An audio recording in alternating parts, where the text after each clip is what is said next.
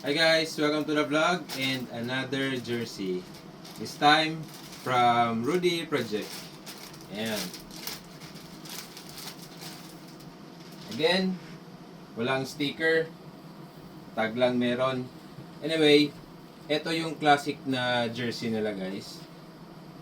For me, based lang, opinion ko lang to. Mas premium to, mas premium yung feel and tingin ko mas premium yung pagkagawa compared sa bagong jersey nila, which is itong suot ko ngayon. Okay, so ito yung classic jersey nila. Ayan. So yung print niya sa likod ay hindi sticker. Ito ay sticker sa likod na reflectorized, parang naka-heat press. Dito sa front ay printed. Okay, so dito naman sa shoulder or sa arms ay ganun pa rin, seamless. Tapos yung hem sa baba may anti-slip. Tapos reflectorized yung logo sa likod, yung marking sa likod. Tapos basic na tatlong bulsa. Ayan. Basic na tatlong bulsa and may isang naka-zipper para sa mga important belongings such as keychain or susi ng sasakyan. Okay, pansin ko lang guys, mas premium to kasi dito pa lang sa side, iba na yung material niya.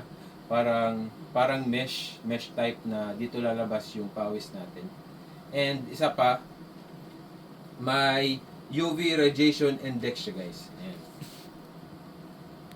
So bali mag-change color siya depende sa UV light na na-expose sa katawan mo.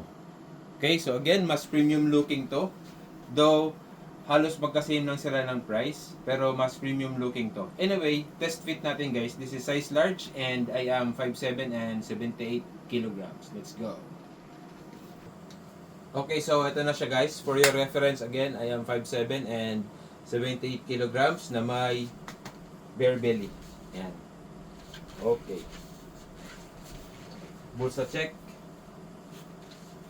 So, na-test fit ko na siya guys actually. And, trinay ko yung S24 Ultra. And, pasok naman siya. Hindi siya nakalawit or nakalabas. Okay, yun lang guys. Thank you. Ride safe. Bye-bye.